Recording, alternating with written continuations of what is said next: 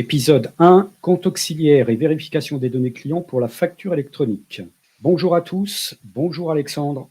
Bonjour Stéphane. Et bienvenue sur le nouvel épisode du podcast Comptabilité France de Libar. Au programme de ce podcast, 1. Les actualités de Dolibar. 2. Qu'est-ce qu'un compte auxiliaire et bien utiliser les comptes auxiliaires dans Dolibar. 3. Comment anticiper l'arrivée de la facture électronique. Gagner du temps en complétant automatiquement les données des tiers. 4. Les réponses aux questions, enregistrer un paiement divers et enregistrer des écritures d'inventaire.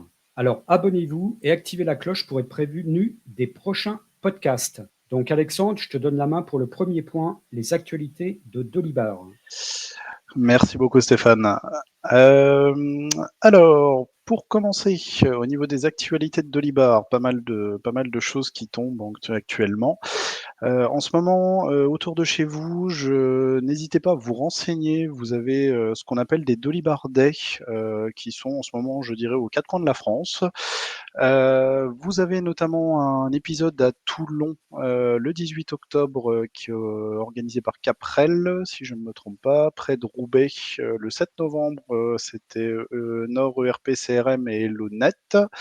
Le 29 novembre, en langue allemande à Munich, si vous souhaitez, pour découvrir voilà, qu'est-ce qu'un Dolibar Day. C'est un événement qui est organisé justement par des preferred partners Dolibar, qui est principalement à destination du public. C'est pas destiné aux développeurs uniquement, et le but est de présenter justement Dolibar, les nouvelles versions, et présenter tous les services et les différents modules qui se trouvent autour.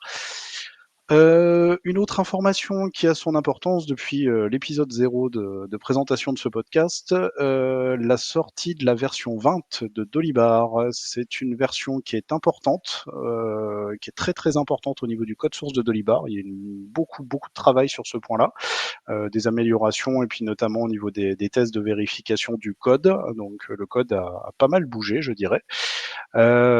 Juste pour information, entre la 19 et la version 19 qui est sortie il y a un petit peu plus de 6 mois, et la version 20, en prenant en compte toutes les nouveautés utilisateurs ou les nouveautés développeurs, c'est plus de 250 améliorations qui sont apparues dans cette version 20. C'est pour ça que la sortie vient seulement d'être officielle, parce que c'est une version qui est assez grosse et donc qui a pris du temps à être stabilisée.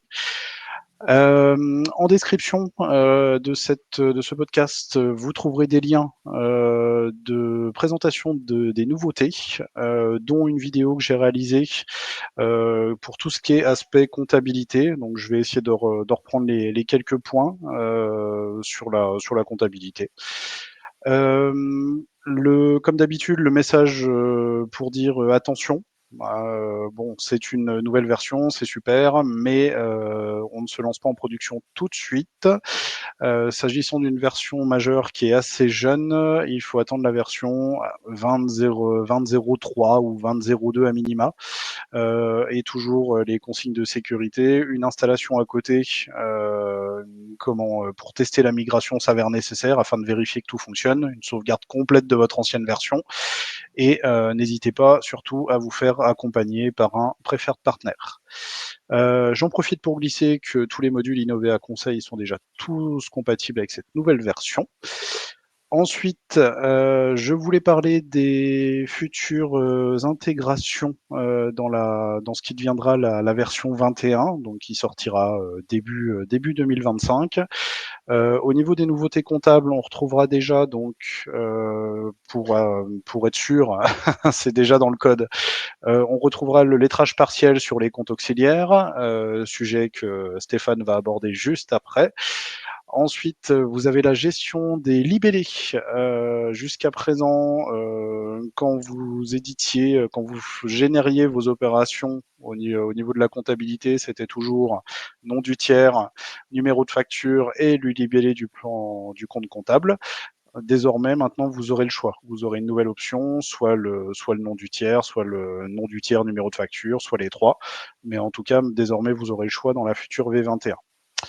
Également un point qui a son importance, est en cours d'intégration la possibilité de sélectionner, de gérer le compte général au niveau des fiches clients, fournisseurs, salariés.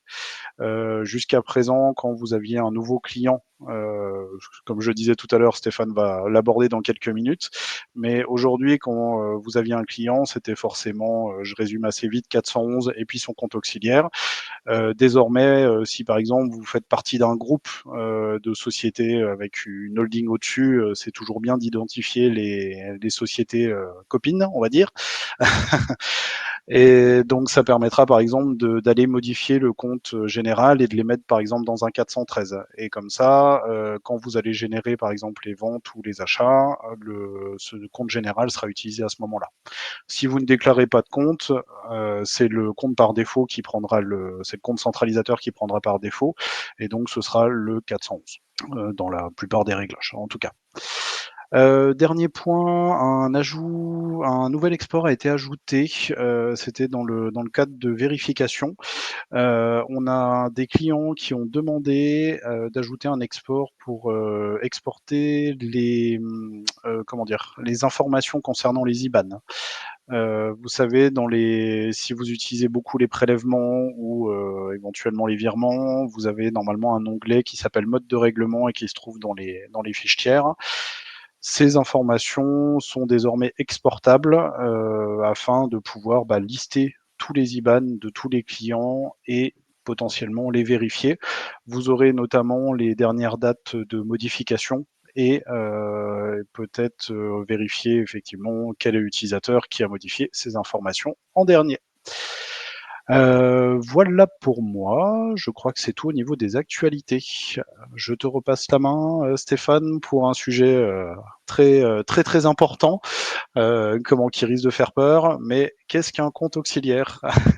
Ok, merci Alexandre. Donc effectivement, on mettra en lien de la vidéo, donc la vidéo que tu as fait sur l'actualité comptable de la V20, donc qui explique un petit peu plus en détail effectivement ce que tu viens de préciser. Alors, en ce qui concerne le deuxième point, qu'est-ce qu'un compte auxiliaire et bien utiliser les comptes auxiliaires dans Dolibar? Alors, un compte auxiliaire, c'est un compte comptable individuel d'un tiers. Donc, comme le disait tout à l'heure Alexandre, ça peut être le cas pour des clients, des fournisseurs ou des salariés. On reviendra après sur la question de la numérotation.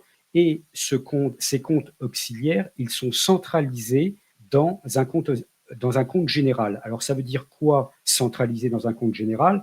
Ça veut dire que toutes les écritures des comptes auxiliaires, donc clients ou fournisseurs ou salariés, sont repris, donc que ce soit les sommes qui sont portées au crédit ou au débit du compte, dans le compte général correspondant.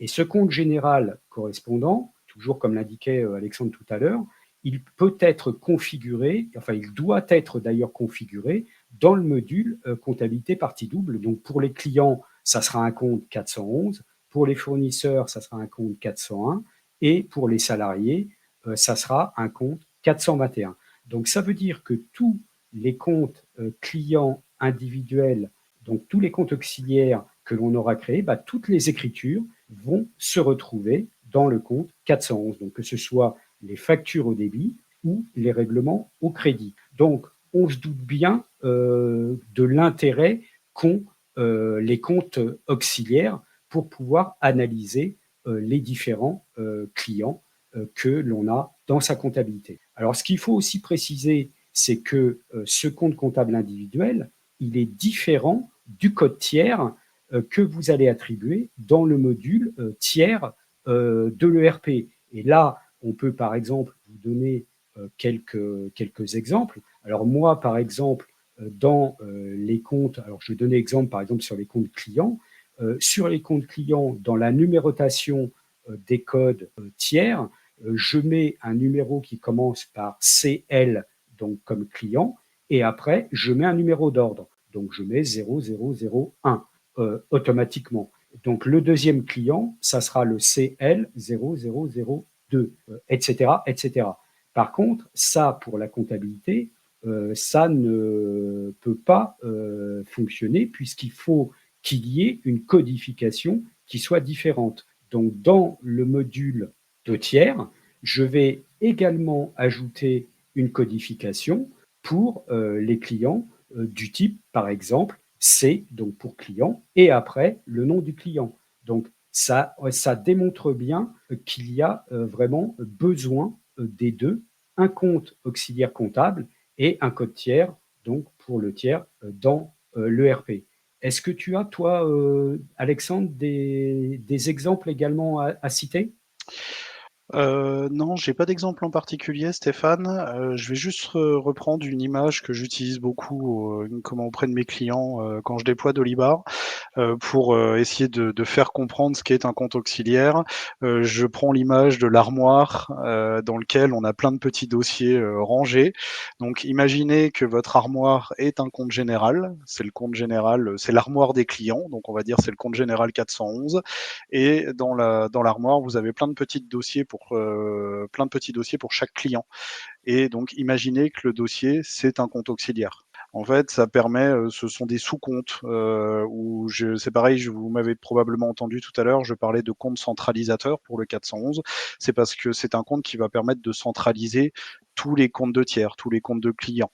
Voilà. Donc c'est le même principe pour les fournisseurs et pour les clients. Quand on atteint un certain nombre de salariés, j'ai parlé des clients, je voulais dire salariés, excusez-moi. Quand je parlais des salariés, c'est pareil, ça dépend du nombre de salariés et donc on va pas forcément utiliser l'auxiliarisation, si on peut dire comme ça. On va pas utiliser le détail des comptes de salariés si on n'a pas trop de salariés. Mais à quoi sert un compte auxiliaire? C'est vraiment pour essayer de simplifier la lecture, essayer de faire des regroupements pour simplifier la lecture, tout simplement. Ok, bah écoute, merci beaucoup de tes précisions. Alors, effectivement, donc maintenant, je vais développer aussi un petit peu sur à quoi ça sert. Donc, à quoi ça sert les comptes auxiliaires? Donc, pour moi, ça sert effectivement à examiner le détail des écritures au débit et au crédit de chaque compte. Alors, vous allez me dire, effectivement, on peut le faire aussi dans le module tiers de l'ERP. C'est vrai, mais là, on est sur l'aspect comptable et le détail des écritures comptables et vous devez effectivement avoir dans de votre comptabilité le détail des comptes clients, fournisseurs et des salariés. Ça sert aussi à lettrer chaque compte. Donc lettrer chaque compte, bon là je ne vais pas trop non plus rentrer dans le détail de ce que c'est le lettrage, mais juste vous expliquer. Le lettrage, c'est dire qu'une somme au crédit correspond à une ou plusieurs autres au débit et vice-versa. Et à cela, on va attribuer une lettre qui sera A, B, C, D, etc., ou AA, AB, AC, AD, aux différentes sommes qui se regroupent ensemble. Donc voilà pour l'explication du lettrage. Et bien évidemment, il va rester à la fin des sommes qui vont être non lettrées. Et ces sommes non lettrées, c'est ce qui permet de justifier le solde du compte restant dû, donc du compte auxiliaire. Par exemple, pour un compte client lambda, bah, on va avoir une ou deux ou trois sommes qui vont rester dues. Alors, ce qu'il faut s'assurer, c'est que ces sommes restent dues à juste titre, qu'il n'y ait pas un problème de comptabilisation.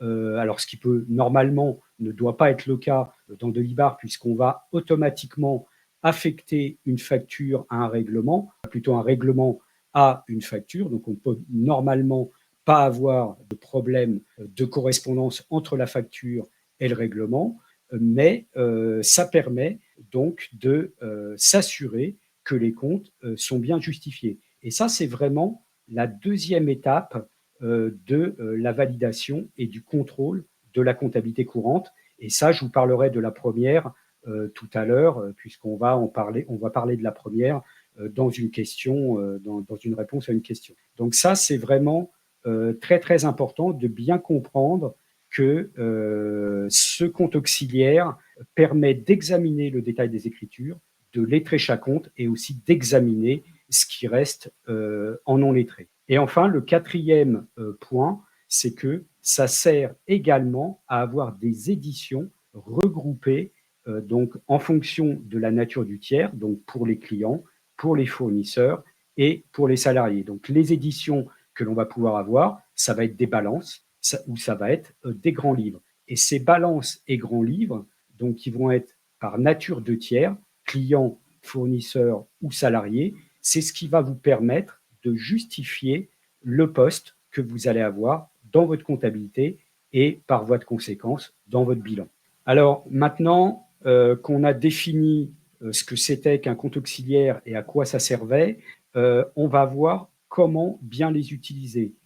Pour bien les utiliser, ce qu'il faut, c'est tout simplement attribuer un compte auxiliaire dans Delibar dans la fiche du tiers lors de sa création. Alors, il n'y a pas de processus de création de compte comme on peut avoir pour un compte général. Quand vous avez un compte général qui n'existe pas dans le plan comptable de base et que vous voulez utiliser, vous pouvez créer ce compte général. Au niveau des comptes auxiliaires, là, il n'y a pas de processus de création en tant que tel. Le seul processus de création, c'est tout simplement par le fait d'indiquer un numéro de compte auxiliaire dans la fiche de tiers. Et pour ça, on a deux moyens de le faire. Soit on peut le faire manuellement, c'est-à-dire que vous allez attribuer votre code manuellement en disant, bah voilà, ce fournisseur, il aura ce code-là, ou alors le faire automatiquement selon un modèle de numérotation que vous aurez choisi dans la configuration du tiers. Alors, dans la configuration du tiers, vous avez actuellement trois modèles disponibles. Vous avez le modèle Panicum, donc qui consiste à laisser un compte vide à saisir. Donc ça, c'est ce que je vous indiquais tout à l'heure, c'est la première méthode, donc la méthode manuelle. Ensuite, vous avez un deuxième modèle qui est le modèle Aquarium. Le modèle Aquarium, lui, qu'est-ce qu'il va faire? Il va vous permettre de déterminer une racine de numéro de compte, alors pour les clients et pour les fournisseurs. Donc pour les clients, par exemple, vous pourrez mettre une racine de compte 411, hein, qui est la même que celle que le compte général, ou alors vous pouvez à la limite en mettre une autre, hein, ce que vous voulez, ou indiquer des détails particuliers dont vous avez besoin. Et pour les comptes fournisseurs, par exemple, vous pourriez mettre une racine 401. Et à cela va s'ajouter le code du tiers que vous aurez préalablement défini dans le modèle de génération et de contrôle du code de tiers. Donc, si vous avez, par exemple, choisi une racine de compte 411 et que votre client a le code CL001, bah, ça vous fera un compte auxiliaire 411 CL001. Donc, ça reprendra bien la racine plus le code du tiers que vous avez défini. Donc ça, c'est le deuxième modèle, le modèle Aquarium. Et enfin, le troisième modèle, c'est le modèle Digitaria, qui, lui, va vous permettre de définir une racine alphabétique et ou numérique, donc qui sera également différente pour chaque client et chaque fournisseur, et auquel vous allez pouvoir ajouter un certain nombre de caractères correspondant au nom que vous avez mis au tiers, donc que ce soit un client ou un fournisseur. Alors, pour vous donner un petit exemple sur Digitaria, moi, ce que je fais en général, pour les clients, j'utilise la racine C pour client, et ensuite, je reprends 8 caractères du nom du client. Donc, si mon client s'appelle Dupont, bah, mon compte auxiliaire client sera C Dupont. Idem pour les fournisseurs. Pour les fournisseurs, je mets un F et ça va me reprendre automatiquement les 8 caractères du nom. Alexandre, est-ce que toi, tu as de ton côté des exemples à citer par rapport à ça ou comment tu procèdes? Alors, effectivement, j'ai quelques exemples à citer. Si on repart donc, juste une première précision qui a son importance, tu parlais des 3 modèles de numérotation de la comptabilité, des clients. Ce qui est important, c'est que quand vous activez Dolibar, c'est la méthode, enfin, c'est le modèle Panicom, qui est déclenché par défaut. Mmh. Si vous souhaitez, si vous savez, que vous allez lancer la comptabilité, alors peut-être pas tout de suite ou autre, même, si c'est dans 6 mois, dans 1 an, n'hésitez surtout pas à déclencher à minima Digitaria. Ça vous permettra de numéroter, vos clients tout de suite maintenant, parce que si vous commencez à utiliser Dolibar et qu'ensuite il faut revenir, vous avez, j'exagère volontairement, vous faites, 300 clients en 1 mois, vous allez devoir repasser sur tous les clients pour renuméroter, tous les comptes de tiers, les comptes auxiliaires, comme on appelle ça, et donc c'est assez désagréable. Donc je vous conseille fortement une première chose, quand vous démarrez un Dolibar, n'hésitez pas à aller activer dans les tiers le modèle Digitaria. Je rajouterai juste, un point sur Digitaria, c'est que, pareil, qui a son importance, Digitaria est fait pour ne pas faire de doublons. Si, vous souhaitez forcer, par exemple, ça peut arriver d'avoir, 2 comptes auxiliaires qui se retrouvent au même enfin qui se ret que comptablement on veut réunir, qu'on veut mettre dans la même, petite pochette, dont je parlais tout à l'heure. Ce qui est important, vous pouvez le faire manuellement, mais par contre, d'office, Digitaria, quand il va numéroter vos clients, vos fournisseurs, obligatoirement, il va aller enlever un numéro à la fin pour ensuite incrémenter, numériquement. Donc si à un bon moment vous avez, vu qu'il se sert du nom du client, si vous avez 15 fois, la commune de, un tel, à chaque fois ça va être 411, commune 1, commune 2, commune 3, commune 4, commune 5, et cetera, voilà. Faites juste attention là-dessus. Je précise, aussi que dans le modèle Digitaria, en dessous, depuis la V19, si je ne me trompe pas, vous pouvez désormais mettre des mots, préciser des mots dans la configuration. Ce sont des mots qui vont être enlevés du nom du client. Je vous parlais de commune 2, la commune de Nancy, la commune de Bar-le-Duc. Si vous souhaitez enlever le commune 2 pour ne garder que Bar-le-Duc, que Nancy, c'est désormais possible. Vous pouvez le faire, directement, et il y a juste à le préciser dans la configuration et ensuite le nom sera retiré. Dernier point, et ensuite j'arrête de t'embêter Stéphane. Ce qui est important aussi, c'est que, vous ne savez pas forcément comment configurer. Depuis tout à l'heure, on parle des racines en 401, 411. Ce n'est pas forcément le cas, enfin, c'est pas forcément comme ça qu'il faudra paramétrer votre Dolibar. Un conseil, demandez à votre expert comptable, ou du moins la personne qui s'occupe de votre comptabilité, parce que ça dépend du logiciel qui va accueillir vos données comptables. Certains logiciels, ne fonctionnent pas en 411, 401. On prend beaucoup cet exemple parce que c'est la majorité des logiciels, mais si vous êtes sur du Quadra, sur du Cegid notamment, vous retrouverez par exemple beaucoup des 0 pour des 0,8 pour les fournisseurs ou des 9 pour les clients, etc. Voilà. La première chose à faire, si vous voulez bien configurer votre Dolibar, n'hésitez pas. Demandez à votre expert comptable, ça vous fera gagner du temps, pas forcément maintenant, mais pour la suite. Voilà. Je t'en passe la main, Stéphane. Tout à fait, tu as tout à fait raison sur ces questions. Alors là, je vous ai parlé des 3 modèles Panicom, Aquarium et Digitaria. Et donc, dans ces modèles, on a vu que c'était possible en fait de régler les clients, les fournisseurs. Et vous allez me dire, mais et pour les salariés? Alors, pour les salariés, à ma connaissance actuellement, il n'y a pas de modèle de numérotation automatique. Et donc, c'est automatiquement un compte vide à saisir. Donc moi, ce que je fais, en fait, dans chaque salarié, mais ça, effectivement, c'est exactement la même problématique que ce qu'a cité Alexandre tout à l'heure au niveau des logiciels de vos experts comptables respectifs. Effectivement, il faut leur demander. Mais moi, par exemple, dans les comptes auxiliaires salariés, je mets un S plus le matricule du salarié.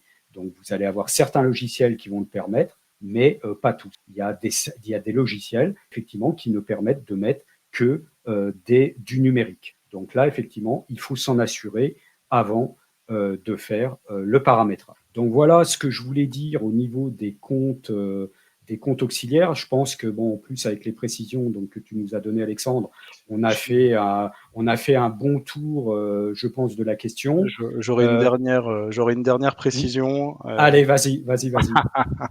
histoire d'aller jusqu'au bout. Mm, mm, Plus tard, dans la présentation de ce podcast, tu parleras, on va aborder la question des paiements divers. mm. Juste une dernière précision où il faut faire attention dans Dolibar, parce que à ce jour, il n'y a pas de protection. On expliquait tout à l'heure, j'essayais d'imager la chose en disant que un 411, enfin la fameuse image de l'armoire avec les petits dossiers qui sont rentrés dedans. Aujourd'hui, il faut faire attention. C'est que à certains endroits du logiciel, dans Dolibar, notamment dans les paiements divers, et quand on fait par exemple des écritures manuelles dans le grand livre, normalement, il est possible de déclarer un compte général et un compte auxiliaire. Attention, parce que normalement, un compte auxiliaire, si on est sur un compte auxiliaire client, ça sous-entend, comme on le disait tout à l'heure, le 411, c'est le compte client de la comptabilité. Le 401, les fournisseurs, et le 421, le compte auxiliaire 421 qui va avec le 421. C'est logique. Mais attention, dans Dolibar, j'ai trouvé à de nombreuses reprises des gens qui souhaitaient préciser des informations, mais par exemple, ils vont sur des comptes généraux qui vont être autres que le triptyque dont on parle depuis tout à l'heure, 401, 411, 421. J'ai déjà retrouvé des clients, par exemple, qui étaient sur, je dis des bêtises, sur des 626 et qui à côté m'avaient mis un compte auxiliaire, par exemple 411 Orange, parce qu'ils voulaient préciser que sur les dépenses de télécom, c'était de l'Orange. Mais attention, ne faites jamais ça, dans le sens où quand vous allez exporter les données comptables, la plupart du temps, les logiciels de comptabilité, et ils ont tout à fait raison, vérifient que le compte auxiliaire est bien rattaché à un compte centralisateur. Je vous rappelle, le compte centralisateur, c'est ce dont on parle depuis tout à l'heure, le 401, le 411, le 421. C'est vraiment les comptes généraux qui réunissent tous les comptes auxiliaires. Il faut faire attention à ça, voilà, parce que j'ai déjà rencontré ce genre de problématique et aujourd'hui, techniquement, Dolibar n'a pas de protection sur ce point et ça peut aller vite de déclarer un compte auxiliaire sur un compte général alors qu'ils ne vont pas ensemble, en fait. Donc il faut faire très attention à ça. On essaiera d'améliorer la chose prochainement, j'espère. Mais en attendant, faites attention. Si vous avez un compte général, vérifiez bien. Si c'est la même racine, c'est pratique. 411, 411 ACOP. Mais voilà, si c'est pas la même racine, faites attention. Par exemple, pareil, si vous avez un 401 fournisseur et que à côté vous avez le 411 ACOP, c'est que ça ne va pas ensemble. Vous devriez avoir normalement 401 et 401 ACOP. Ils vont ensemble. Voilà. Faites juste attention sur ce point-là. J'insiste fortement parce que j'ai dû corriger de nombreuses comptabilités sur ce point. Faites attention.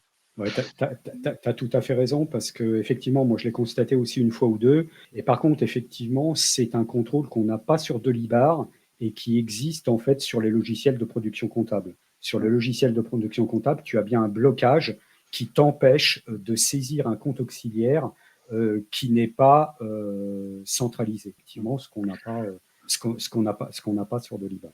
Après, avec l'amélioration que je prévois dans la V21, donc où je disais tout à l'heure que dans les fiches, on va pouvoir jouer avec le compte général.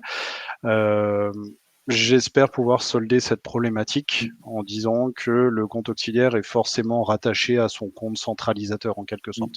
Voilà, c'est une première étape, au moins qu'on puisse déjà déclarer ce compte général, et ensuite après on rajoutera des garde-fous justement pour éviter ce genre de problématique. Ok, merci beaucoup encore pour tes précisions. Donc, écoute, maintenant, je vais te redonner la main pour le troisième point. Donc, comment anticiper l'arrivée de la facture électronique et gagner du temps en complétant automatiquement les données des tiers. C'est à toi. Merci beaucoup, Stéphane. Quand on parle de facture électronique, donc c'est un vaste sujet qui est très d'actualité. Il suffit de se rendre sur les réseaux sociaux ou sur divers sites professionnels pour en entendre parler tous les jours. Grosso modo, la facture électronique, qu'est-ce que c'est? Ça va être, alors c'est quelque chose, je rassure, qui n'arrive pas demain, comme tout le monde me le pose la question, c'est pas aujourd'hui. Ça a été reculé, ça arrive. La première étape est normalement au 1er septembre 2026. Donc, on est à un petit peu moins de 2 ans, mais on a encore le temps. Donc la facture électronique, qu'est-ce que c'est? La facture électronique, ça va être un format, c'est plusieurs choses. Il y a déjà un format spécifique. Alors il y a plusieurs formats, mais le format principal, ça va être ce qu'on appelle le FactureX. Et qu'est-ce que c'est? C'est un PDF qui est relié avec un fichier, alors qui est au format XML, ça parlera peut-être pas à certains, mais c'est un fichier qui contient les informations de la facture à plat.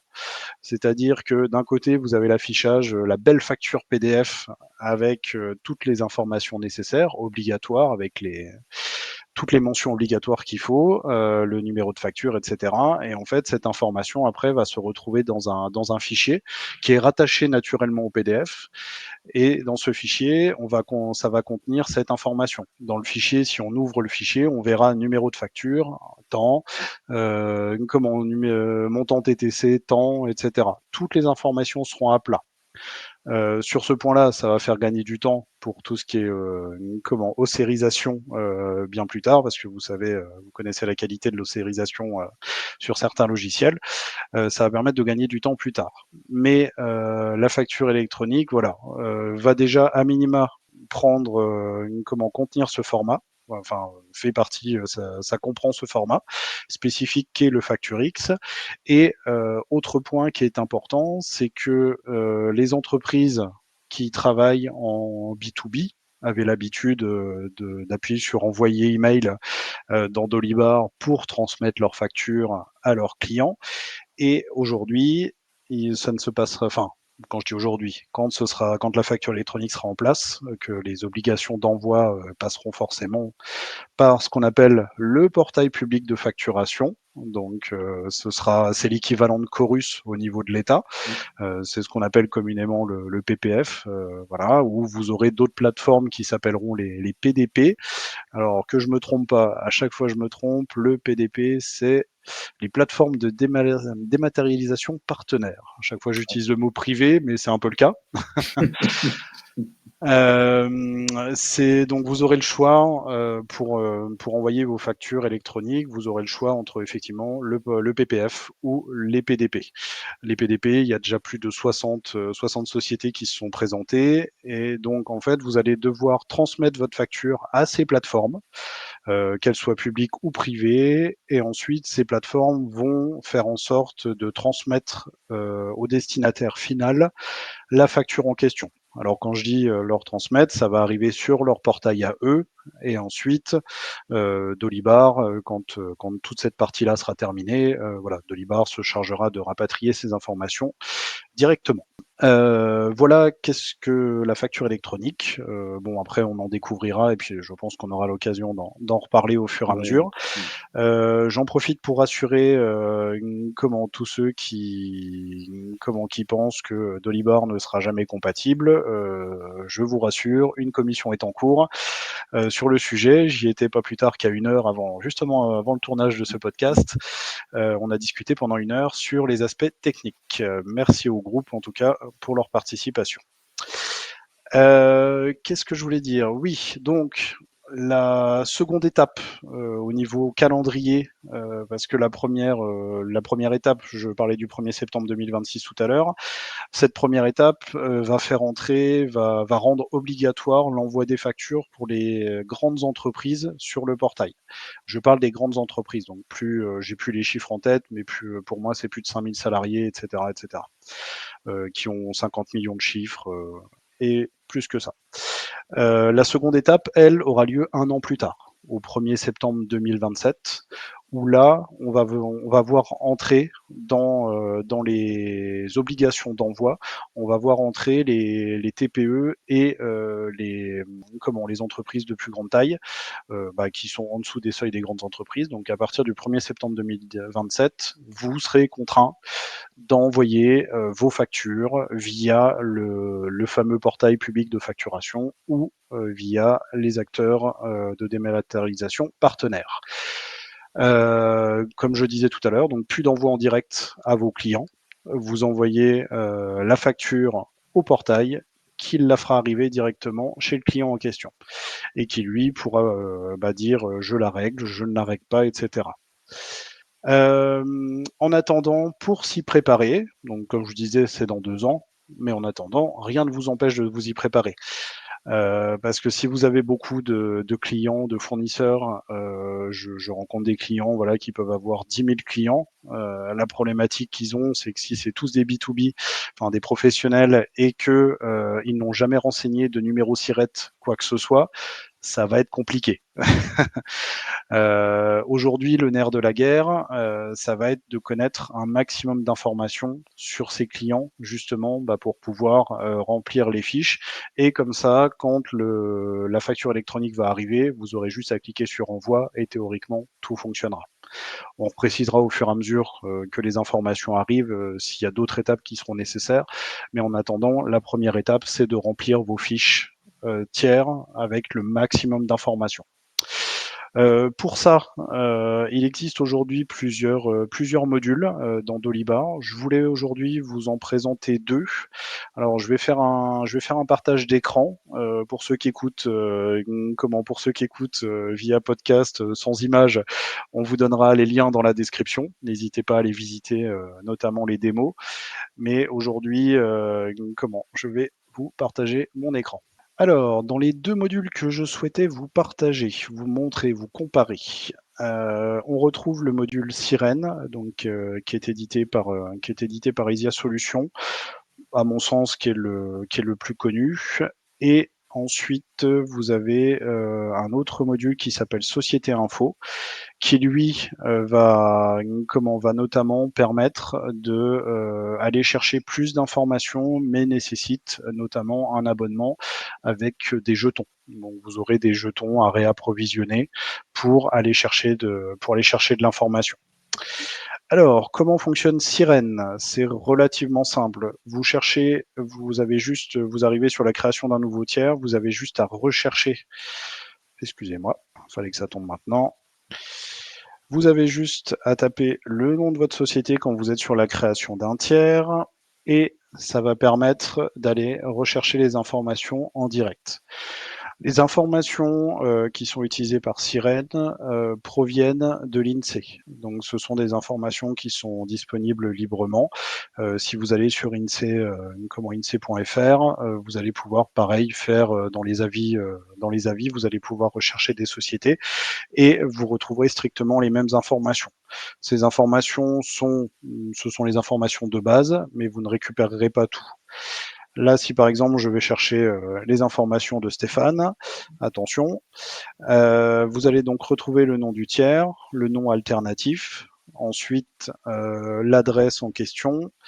Vous allez ensuite retrouver son numéro sirène, le numéro SIRET, le NAF, son numéro de TVA intra-com, son type de société. Et ce seront les seules informations qu'on peut retrouver à ce jour sur l'INSEE.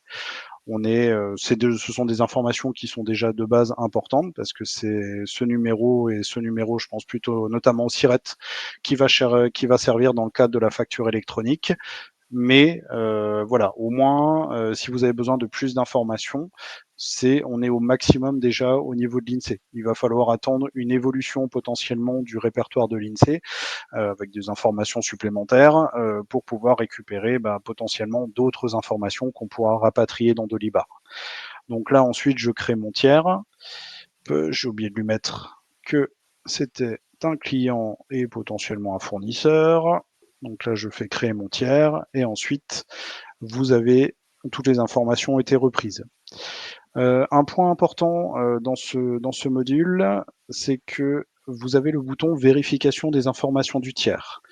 Donc, si vous cherchez à aller, si par exemple vous souhaitez mettre à jour une fiche, du moment que le numéro SIRET a été renseigné, enfin minimal sirène, vous pouvez très bien reprendre des informations. Dans ce cadre-là, si je vide volontairement le numéro SIRET et sirène, voilà, donc là on est dans une fiche qui a été renseignée mais où il manquait les informations principales. Donc si on clique sur vérification d'informations du tiers, on retrouve à nouveau une recherche qui est basée sur le nom commercial. Si par exemple je souhaite chercher d'autres informations avec par exemple Innovea Conseil, parce que ah super, on ne trouve plus. Hop, hop, ah bon, et c'est pas de chance. Si on souhaite donc rechercher une information, en tout cas, on pourra les sélectionner. Là, par exemple, on voit que le sirène siret que j'avais supprimé auparavant n'est plus présent. Si on souhaite les récupérer, on peut très bien revalider et la fiche sera mise à jour. Il faudra que je vérifie cette histoire de vérification. C'est bizarre qu'on puisse pas retrouver quelque chose de déjà présent. Au-delà de ça, le module a une tâche planifiée, une tâche cron, donc qui va permettre de faire tourner sur le serveur et d'aller vérifier les informations.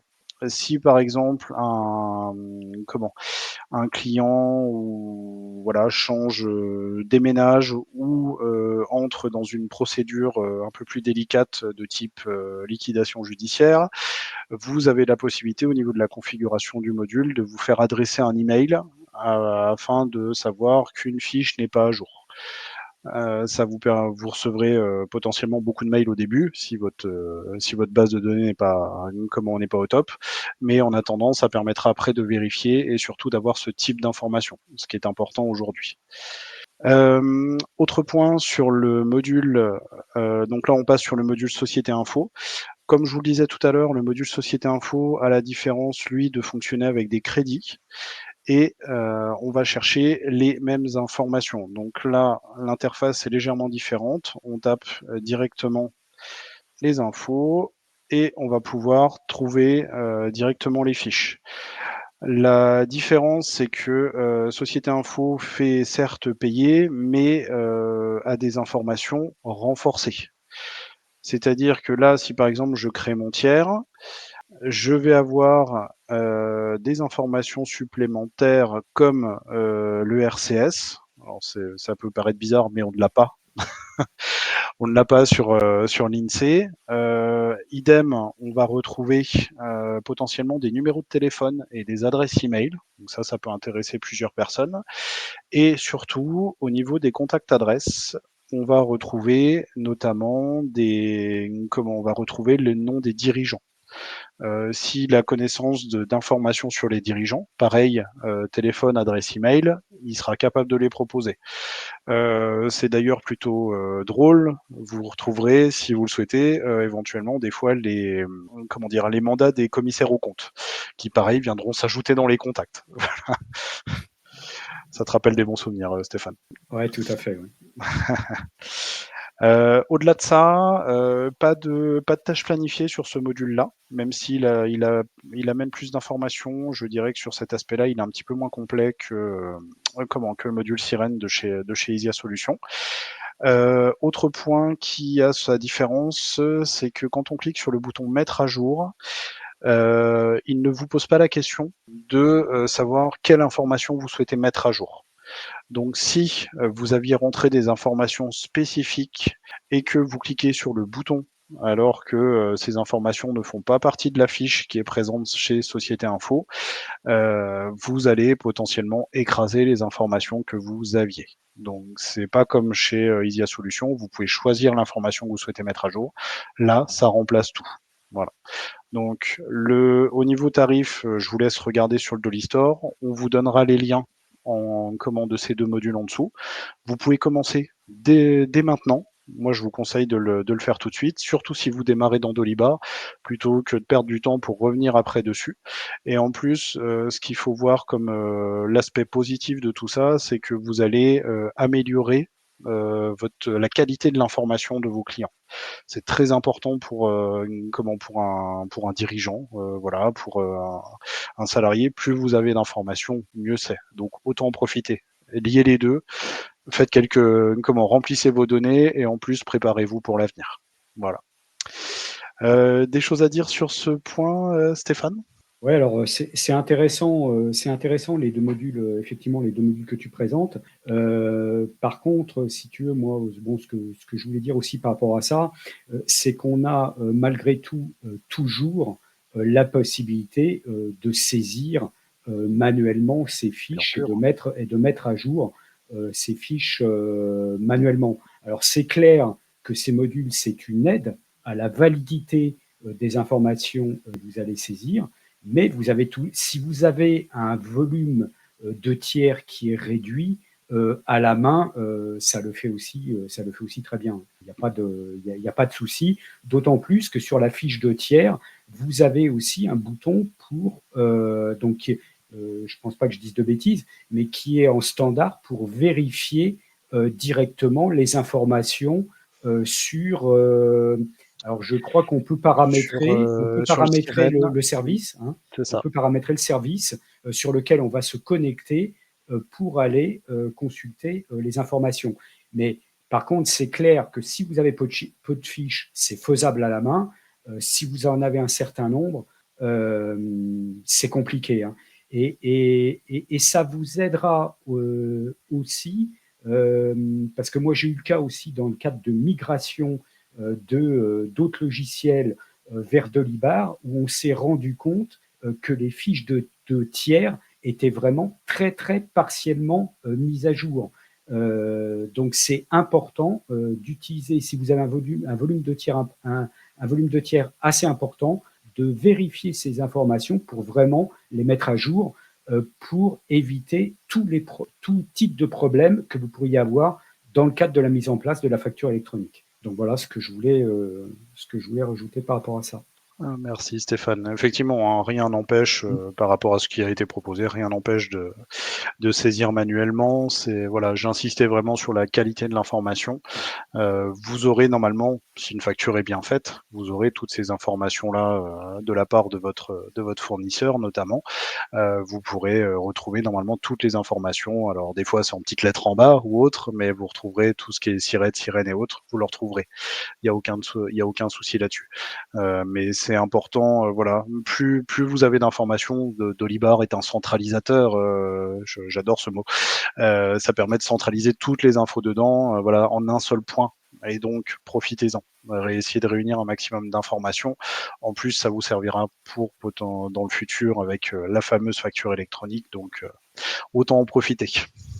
Bon, on aura bien insisté sur la centralisation aujourd'hui, hein, qu'elle soit d'une manière ou d'une autre. Ouais, Mais c'est le mot-clé de ce podcast, centralisation.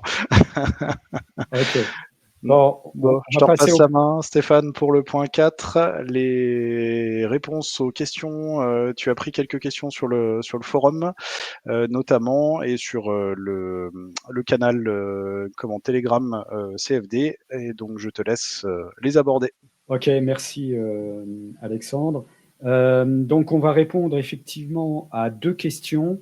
La première, une question du forum en juillet, donc qui me semble très intéressante. Et la question était la suivante. Après avoir fait quelques recherches sur le sujet, je ne comprends pas. Donc, c'est un utilisateur qui posait cette question sur le forum. Il disait donc, je ne comprends pas comment entrer le remboursement d'une formation dans Delibar. Une bonne âme aurait-elle la gentillesse d'expliquer la procédure à un pauvre air qui n'est pas comptable? Alors oui, on va répondre à cette question.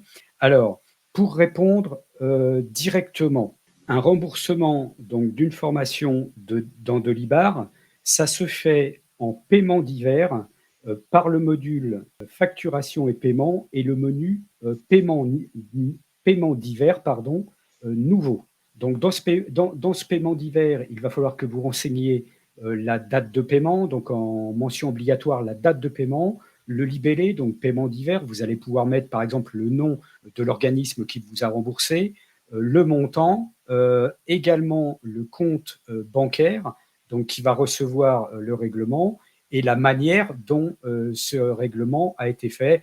En principe, c'est sous forme de virement bancaire.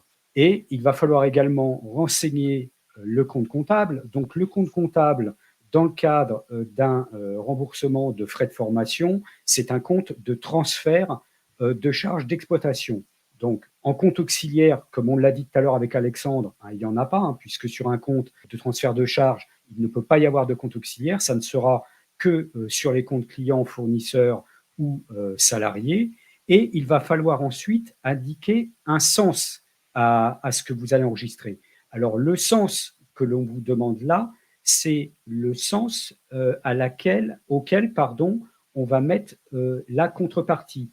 Donc, c'est le sens au compte 791, transfert de charge. Donc, quand on reçoit quelque chose, la contrepartie sera au crédit du compte. Donc là, vous allez sélectionner en sens crédit. Par contre, quand vous allez vous payer quelque chose, ça sera au débit. Donc là, mais là, ce qui n'est pas le cas dans le cadre de ce remboursement d'assurance, mais je vous explique plus généralement pour le paiement divers, le sens que vous devez mettre pour les différentes opérations que vous pourriez avoir. Alors, pourquoi c'est intéressant de parler plus profondément sur cette question? Parce que ça vient introduire en fait l'utilisation des paiements divers. Quel est le but des paiements divers?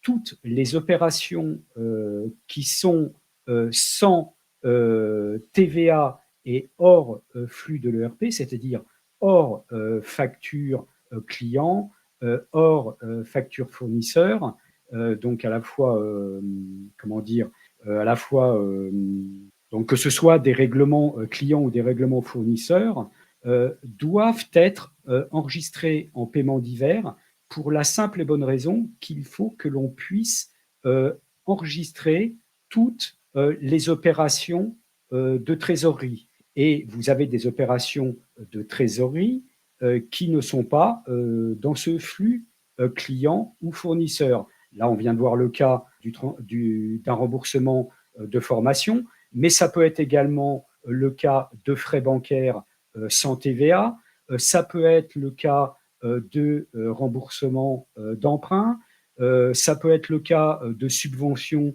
diverses et variées, donc qui ne sont pas soumises à TVA et qui ne seront pas dans les autres flux de l'ERP. Et il faut pourtant, malgré tout, qu'on les enregistre au niveau de la trésorerie parce que c'est quelque chose qui va venir augmenter ou diminuer votre solde de trésorerie. Donc, je réinsiste bien, toutes les opérations qui sont hors flux client, hors flux fournisseur et sans TVA, il faut qu'elles soient enregistrées en paiement divers. Tout simplement parce que ça vous permettra de calculer votre solde de trésorerie finale et de pouvoir, en définitive, faire l'état de rapprochement bancaire. Alors, on en parlait tout à l'heure rapidement avec Alexandre. L'état de rapprochement bancaire, c'est en réalité comparer les sommes qui sont enregistrées dans votre ERP et celles qui sont enregistrées par la banque. Donc, c'est-à-dire qu'on va aller vérifier que chaque opération au débit et au crédit de votre compte bancaire sur le relevé va correspondre à une ligne dans l'ERP. Et ça, c'est vraiment la première étape de validation et de contrôle de la comptabilité courante. Si vous faites vous-même votre comptabilité courante avec de l'IBAR, la première chose que vous aurez à faire avant de faire quoi que ce soit d'autre sur votre comptabilité, c'est faire votre état de rapprochement bancaire. Parce que vous ne pourrez pas travailler sur votre comptabilité si vous n'êtes pas sûr que toutes les opérations de trésorerie ont bien été enregistrées. Alors après, effectivement, comme le disait tout à l'heure Alexandre, il y a des modules qui vont pouvoir vous aider à faire la jonction entre ce que vous avez enregistré et ce qui a été enregistré par la banque, mais vous pouvez tout aussi bien le faire manuellement. Il suffit d'aller vérifier dans votre compte de banque les opérations qui ont été enregistrées, pointées par rapport à votre relevé bancaire, et si vous en avez oublié, les rajouter manuellement, parce qu'en principe, ce sera des paiements divers que vous aurez oublié d'enregistrer. Mais ça doit être fait à minima une fois par mois, l'état de rapprochement bancaire, pour pouvoir valider la saisie l'enregistrement de votre comptabilité courante. Donc voilà pourquoi je voulais répondre à cette question et pour vraiment insister sur l'importance d'utiliser ce petit menu de paiement divers pour enregistrer les opérations hors facture client, hors facture fournisseur et sans TVA. Alors Alexandre, tu veux donner un exemple ou quelque chose à rajouter sur la question ? Pas de souci. Ce module paiement divers, je le considère comme un sous-module du module banque de Dolibar. C'est un module que j'ai rajouté il y a quelques années. Alors, sur l'idée d'un client, c'est qu'avant, on pouvait ajouter des opérations libres dans la banque, mais en aucun cas, c'était relié à de la comptabilité. Donc, moi, après, pour générer la comptabilité derrière, c'était somme toute compliqué. On se retrouve avec avec plein de choses qui arrivaient en compte d'attente. Le fameux 471 et pas de chance, après on pouvait rien en faire à part retravailler les choses.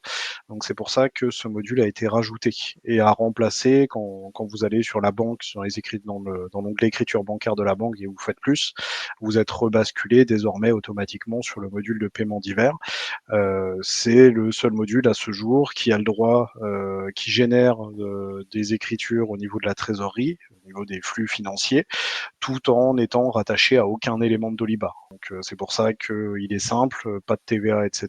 Parce que si plusieurs personnes m'ont déjà demandé de rajouter de la TVA, jusqu'à présent je ne le ferai pas parce que justement après on casse la limite entre justement les paiements clients, les paiements fournisseurs qui eux gèrent la TVA et sont en lien avec le module de TVA qui pour le rapport. Et voilà, le paiement divers doit rester simple et très rapide à utiliser.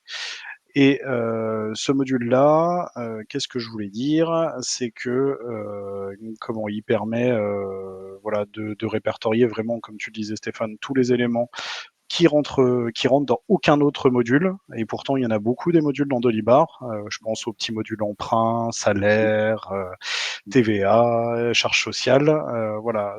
Et la chose importante, justement, c'est qu'au niveau de la présentation, le paiement divers, justement, il arrive tout en bas. Il est toujours en dernier. Pourquoi? Parce que il faut avoir essayé de classifier tous ces paiements dans les différents modules avant. Voilà. Si vraiment après on arrive à le classer nulle part, c'est que c'est quasi sûr qu'il va dans le paiement divers. Voilà. Enfin, c'est comme ça que je le présente à chaque fois et c'est comme ça que j'ai pensé le module là. C'est vraiment, il arrive en dernier cas, si vraiment on n'arrive à rien à saisir. Si on arrive à le saisir nulle part d'autre, c'est que il va dans les paiements divers. Je rajouterai, par rapport aux exemples que tu as donné Stéphane tout à l'heure, je pense notamment pareil au remboursement d'assurance, ce genre d'éléments où vraiment il y a il n'y a pas de documents, ce ne sont pas des vraies factures. Et donc ces remboursements arriveront potentiellement dans les comptes adéquats, mais il n'y a pas de TVA, pas le mot facture sur le document, donc on peut les traiter avec des paiements divers. Ok, alors juste une petite précision, le remboursement d'assurance, bon, pour ceux qui vont se poser la question, pour moi c'est le même compte, c'est 791 transfert de charge. Par contre, une petite précision concernant le fait effectivement que dans les paiements divers, tu ne veuilles pas mettre de TVA, on est bien d'accord, et je suis bien d'accord avec toi, mais la précision qu'il faut apporter, c'est que si vous avez une dépense avec TVA, elle ne doit pas être enregistrée en paiement divers, elle doit être enregistrée dans les factures fournisseurs parce que vous devez normalement mettre à l'appui de votre récupération de TVA la facture du fournisseur qui est une condition de forme de déductibilité de la TVA. Ce qu'on ne peut pas faire dans le module de paiement divers, puisqu'on ne peut pas mettre, alors c'est peut-être quelque chose que tu mettras à l'avenir, mais on peut, à ma connaissance, on ne peut pas mettre de pièces jointes dans le module paiement divers. Si? Tu as tout à fait raison. Ça, à la limite, ça peut être, ce serait rajoutable, je dirais, somme toute assez facilement. Mais oui, effectivement, c'est la subtilité vraiment sur la TVA, à moins que, ce soit, une charge, une facture fournisseur où vous ne souhaitez pas récupérer la TVA, ou la facture n'est pas conforme et vous ne pouvez pas Mmh. récupérer la TVA. Là, éventuellement, donc c'est équivalent à de la TVA, récupérable à 0. Donc Mmh. là, effectivement, on peut en prendre du paiement divers, mais ou si le montant est ridicule, pourquoi pas ne pas la passer en paiement divers directement. Mais voilà la subtilité. Sinon, c'est effectivement, ce sont les modules facture fournisseur qui prennent le relais, parce que lui, il contiendra toutes les informations. C'est un petit peu plus long à saisir, mais au moins, après, ça permet de faire le lien avec tous les différents modules. Vous aurez au niveau statistique, parce que quand sur vos factures fournisseurs, vous aurez vos achats, vous serez relié à un service ou un produit, issu du catalogue de Dolibar potentiellement. Donc vous aurez ensuite vos statistiques, ça vous permettra de vérifier notamment votre marge et autres. Donc c'est pour ça que le module facture fournisseur a aussi son importance. Et il faut, vraiment choisir, qu'est-ce qu'on tape, qu'est-ce qu'on Mmh. saisit, dans les différents modules, parce qu'ils ont tous leurs liens, ils sont reliés dans plein d'endroits dans Dolibar, et le paiement divers, lui, n'est presque relié à rien, mais on en a tout de même besoin pour suivre la banque et faire les états de rapprochement parce que ça va permettre de vérifier le solde initial, le solde final par rapport à votre extrait bancaire, et voilà la finalité, qu'on Tout ait quelque tout chose de complet. Tout à fait, on est bien d'accord. Donc moi, ce que je retiens de toute façon systématiquement, c'est qu'à partir du moment où il y a de la TVA, ça ne peut pas être du paiement divers pour moi, c'est de la facture fournisseur pour pas qu'il y ait de problème. Parce que si on commence effectivement à mélanger les 2, on va plus savoir, ce qu'on va passer dans l'un ou dans l'autre. Donc le principe pour moi, c'est tout ce qui est hors autre flux de l'ERP et sans TVA. Là, effectivement, je le passe en paiement divers. Sinon, ça passe dans les autres flux et où ça doit passer. Ok, donc ça, je pense qu'on a répondu même un petit peu plus qu'à la question initiale. Je vais maintenant donc répondre à une deuxième question, donc qui est une question de Denisque qui m'a posé donc sur le groupe Telegram Comptabilité France de Libar le 13 septembre dernier. Et donc sa question était la suivante. Comment faire les abonnements, entre guillemets, comme les charges constatées d'avance, dans la comptabilité sur Delibar, sous-entendu les écritures de clôture. Alors là, c'est pareil, je vais faire une réponse directe et je vais apporter quelques compléments. Donc, la réponse directe, c'est que une écriture d'abonnement lorsque l'on clôture, ça se fait en ajoutant une nouvelle écriture donc par le module comptabilité partie double. Donc, dans le module comptabilité, grand livre, et on appuie sur le bouton plus pour ajouter une nouvelle transaction. Et là, dans cet écran de nouvelles transactions, on va sélectionner un journal. Alors, ça peut être un journal d'opérations diverses, ça peut être un journal que l'on a créé spécialement et qui pourrait s'appeler inventaire à contrepasser, par exemple, et que en date, je mets la date de clôture, je mets également les numéros de compte concernés et je mets le montant. Donc ça, c'est pour la réponse directe à la question. Par contre, on peut quand même élargir cette question-là parce que en écriture d'abonnement, en écriture d'inventaire d'abonnement, il n'y a pas que les charges constatées d'avance. On peut également avoir à passer, alors ce qui est quand même un cas rare, hein, mais on peut avoir des produits constatés d'avance, on peut avoir des factures fournisseurs non parvenus, on peut avoir des avoirs fournisseurs non parvenus, on peut avoir des factures à établir pour les clients, on peut avoir des avoirs à établir pour les clients. Donc on peut avoir un certain nombre d'écritures d'inventaire qui sont liées entre guillemets à des abonnements de ce qu'on appelle la date de clôture par rapport à la séparation des exercices, parce qu'il y a un principe comptable de base quand vous faites votre comptabilité, quand vous arrêtez vos comptes, qui dit que l'on doit rattacher à chaque exercice ses produits et ses charges. Donc ça veut dire que quand dans votre comptabilité, vous avez une charge qui ne concerne pas l'exercice que vous êtes en train de faire, mais le suivant, vous devez passer une écriture pour faire ça, et vice-versa. Si vous avez une charge ou un produit sur l'exercice suivant qui concerne votre exercice en cours, vous devez passer une écriture pour constater ça. Donc moi, comment est-ce que je fais ça?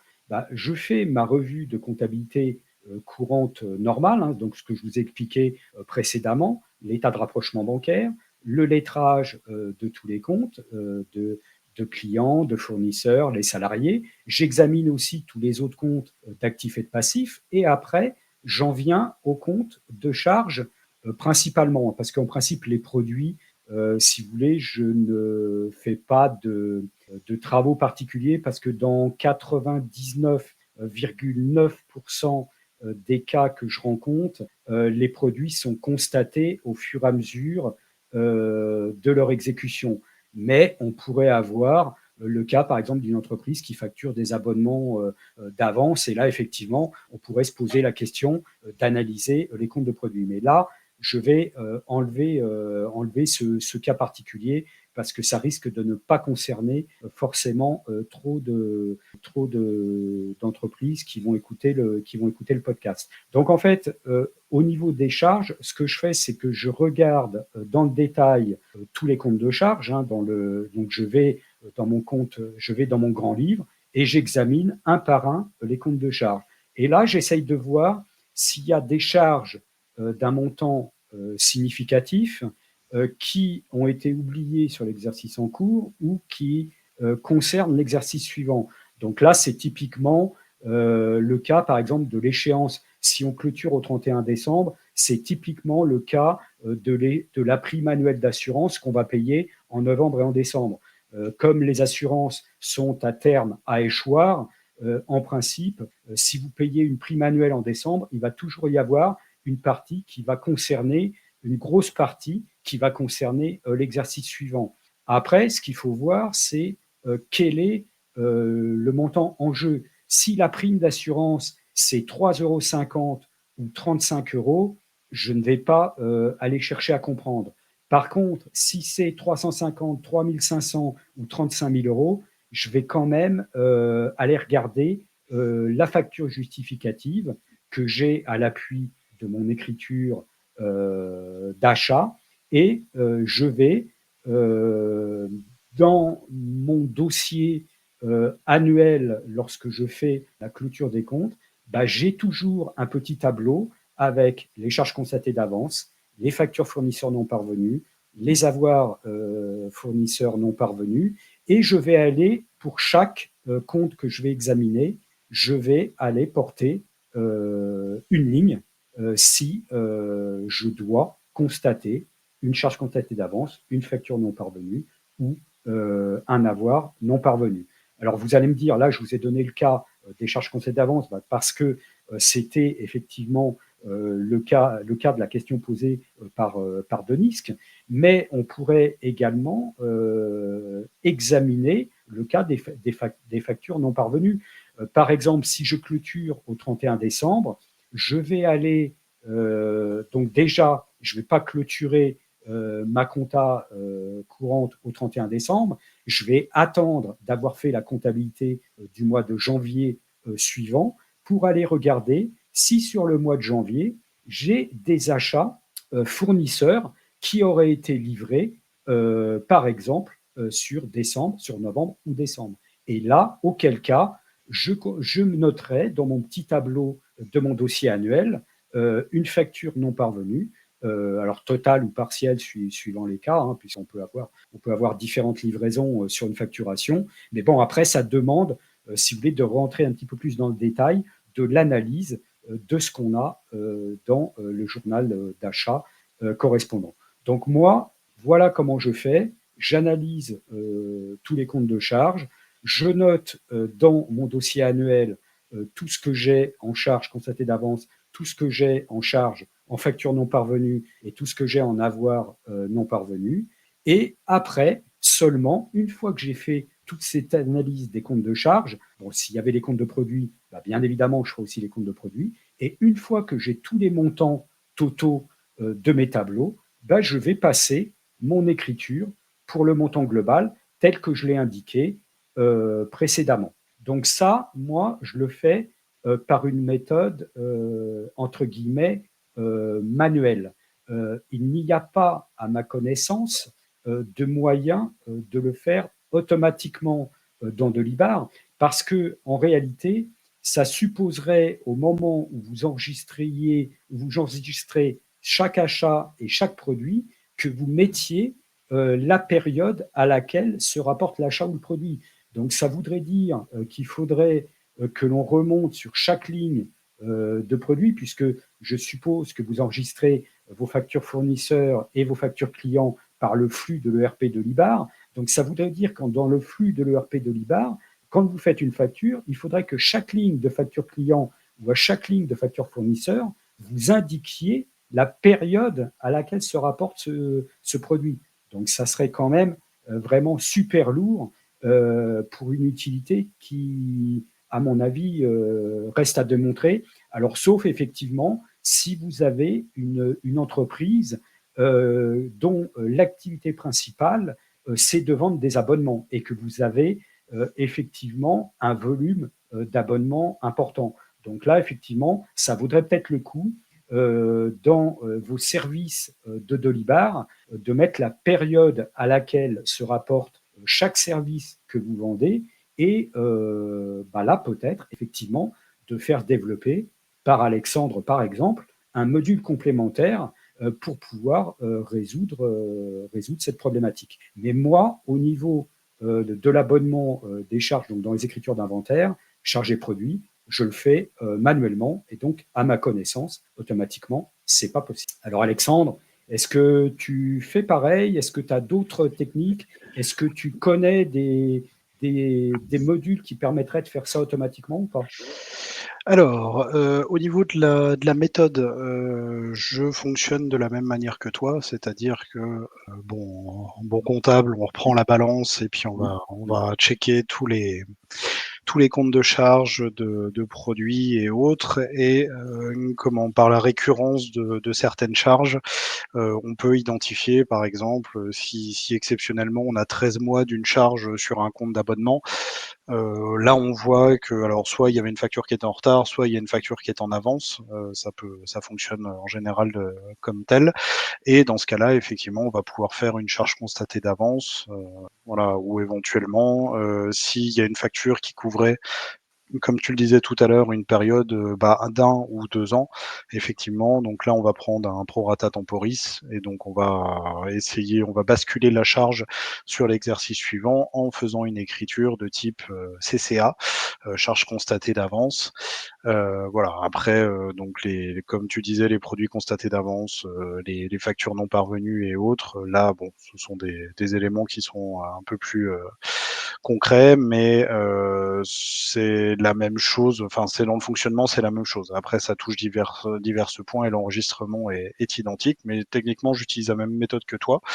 La seule chose que je voulais préciser, c'est que, depuis la version 19, donc on a la clôture annuelle qui est arrivée, qui fonctionne pas encore comme elle devrait. Il y a encore un petit peu de travail dessus, mais pour ceux qui arrivent à clôturer, vous avez la possibilité, en fait, lors de la troisième étape de clôture, d'extourner les opérations si vos opérations que vous avez ajoutées manuellement font partie d'un journal que moi j'appelle communément extourne et qui est de type inventaire. Donc ce journal, si vous utilisez l'étape 3, en fait, ce qui va se passer, c'est qu'au 1er janvier, enfin je dis au 1er janvier, pardon, je vais dire au premier jour de l'exercice suivant, ces opérations seront extournées de la même manière pour être contrebalancées sur l'exercice suivant et agir comme elle devrait, que justement la charge passe d'un exercice à l'autre, que le produit constaté d'avance passe en produit sur l'exercice suivant, etc., etc. Je voulais juste rajouter un point. Oui, aujourd'hui, à ma connaissance, à part faire un petit tableau Excel, pardon, sur un tableur, LibreOffice ou Excel, comment pas de suivi, pas de disponibilité. C'est un module qui pourrait se faire, je dirais maintenant assez facilement. dans le sens où on a de plus en plus dans Dolibar, dans la base de données, on a de plus en plus d'informations sur des dates. Quand aujourd'hui, par exemple, sur une date de facture fournisseur, client et autres, tu peux rajouter les dates de début et de fin. Donc on pourrait très bien prendre en compte ces informations-là justement pour faire du prorata temporis et proposer d'inscrire des informations. Surtout que maintenant on a dans le module comptabilité, on a une nouvelle page alors que vous ne voyez pas forcément si vous n'êtes pas en mode développeur, mais qui permet de proposer des écritures qui changent de la traditionnelle vente achat trésorerie. C'est le module d'immobilisation qui est toujours en cours qui est toujours en cours de développement qui propose ça, et on peut proposer apporter des nouvelles opérations de type récurrente, notamment les écritures d'inventaire de fin d'exercice. Ça pourrait être une solution. Mais pour ça, ça nécessitera, je pense, quelques jours de développement, mais on pourrait faire un module qui serait assez chouette, je pense. Ouais, alors, ce qui est bien, c'est que c'est intéressant, si tu veux, par exemple, pour des personnes dont l'activité principale, c'est des activités d'abonnement sur des durées annuelles à partir à partir d'une date de souscription.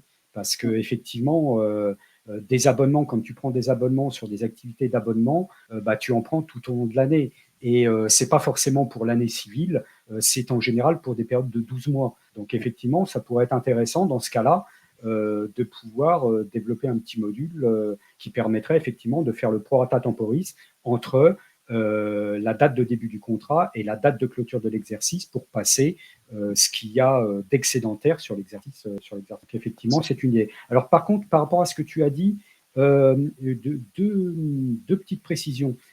Est-ce que tu passes des écritures de charges comptables d'avance ou de fournisseurs non parvenus pour tous les montants, ou est-ce que tu Non. prends un seuil est-ce que tu prends un seuil parce que Comment tout à l'heure je parlais de 3,50 €, 35 € et 35 000 € par exemple. Est-ce que tu ce qu'on m'a appris, comment je pense que c'est la majorité des cas, ce qu'on m'a appris en cabinet expertise, enfin du moins dans le cabinet d'expertise dans lesquels je me trouvais, il y avait toujours cette limite de 100 euros. Ouais, on est d'accord. Et On est d'accord. même certaines fois, dans des grosses sociétés, c'est pareil, on ne fait même pas attention au montant. Il y a le seuil peut monter même jusqu'à 1 000 €. Ça dépend bien sûr de la taille du dossier, mais voilà, moi j'estime qu'en dessous de 100 €, c'est pas nécessaire de faire des écritures pour 3 francs 6 sous.